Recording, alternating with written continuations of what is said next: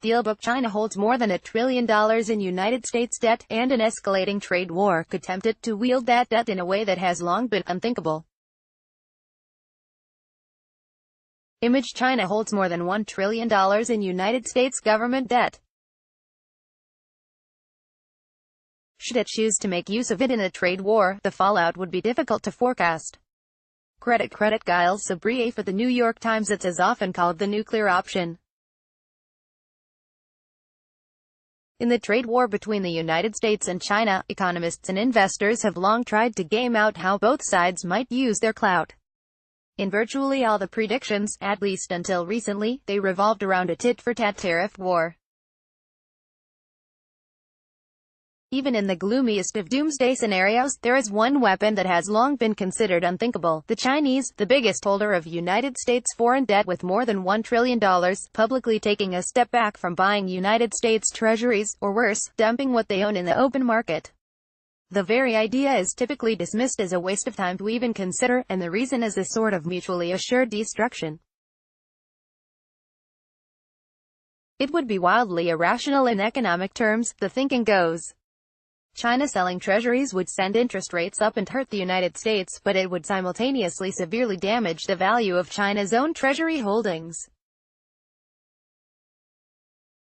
As the industrialist J. Paul Getty famously said, "If you owe the bank $100, that's your problem. If you owe the bank $100 million, that's the bank's problem."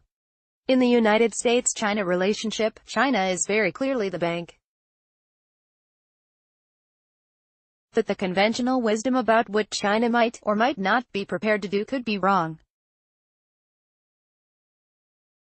China has lately reduced its holdings of United States government debt, and a growing number of financiers, economists and geopolitical analysts are quietly raising the prospect that China may look to its ability to influence interest rates as its ultimate trump card.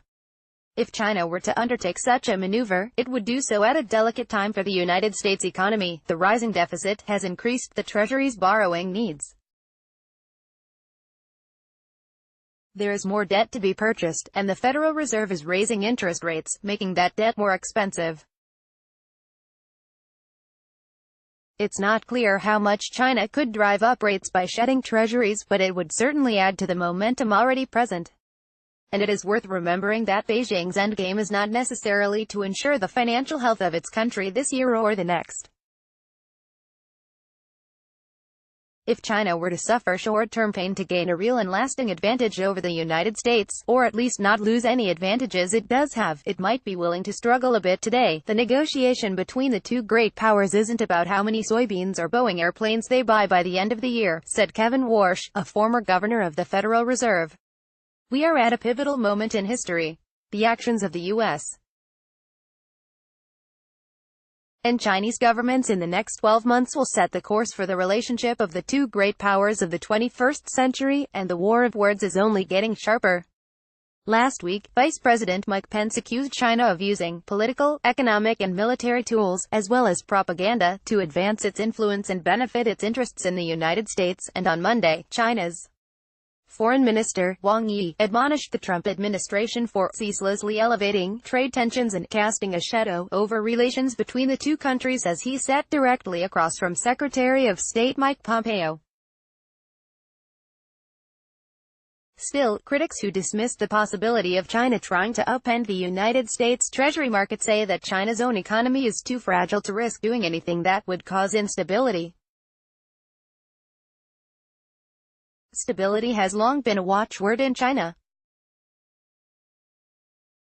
Over the weekend, China's central bank, clearly nervous about a slowdown, pumped $175 billion into the economy by lowering the amount of money that some lenders are required to hold in reserve, allowing that money to circulate freely instead. Supporters of the Trump administration's tough stance on tariffs with China take actions like that as a sign that the United States holds the negotiating leverage. And it remains an open question whether China could inflict real damage by selling treasuries. Treasuries sales in a sense are easy to counter, as the Fed is very comfortable buying and selling treasuries for its own account, wrote Brad W. Setzer, a senior fellow for international economics at the Council on Foreign Relations. I have often said that the U.S. ultimately holds the high cards here. The Fed is the one actor in the world that can buy more than China can ever sell. Even so, the market dynamics are unpredictable. Chances are, over the past 2 decades, there have been treasury auctions at which the Chinese haven't been bidders. But whether they were active bidders or not, the other bidders have always had to assume they were. It is one thing to show up at Sotheby's and not raise your paddle. It would be quite another to send out a news release saying you're never going to Sotheby's again. The problem is that China would have to find something to do with that money, and, in this case, the auction house is always offering the best deals in town, even if it could sell its more than $1 trillion of treasuries without pushing the market against it. Where would it park the funds? Mark Chandler, global head of currency strategy for Brown Brothers Harriman, wrote in a note to investors. It will not be able to secure the liquidity, safety, and returns that are available in the U.S., but brinkmanship does not breed rational thought. The escalation of hostilities, even economic ones, raises both stakes and tempers alike, which is a dangerous combination. And in this case, there is no proving ground. There is no predictable math, no scale model. If China were to use its nuclear option and the markets didn't react, it would lose influence in stark fashion. If it worked but was more effective than expected, China could inflict unintended damage on its own economy. And even a perfectly executed strike that left China unharmed would be perilous. A targeted attack on the United States economy would have unknowable repercussions. If fallout clouds settled over Europe or emerging markets, would China be ready for that fight too? Since the end of the Cold War and the proliferation of nuclear weapons, the world has embraced a policy of strategic stability, reducing the incentive for rival nations to unleash unimaginable destruction. That is probably good economic policy, too. Andrew Ross Sorkin is a columnist and the founder and editor-at-large of DealBook. He is a co-anchor of CNBC's Squawk Box and the author of Too Big to Fail. He is also the co-creator of the Showtime drama series Billions. @AndrewRSorkin Facebook.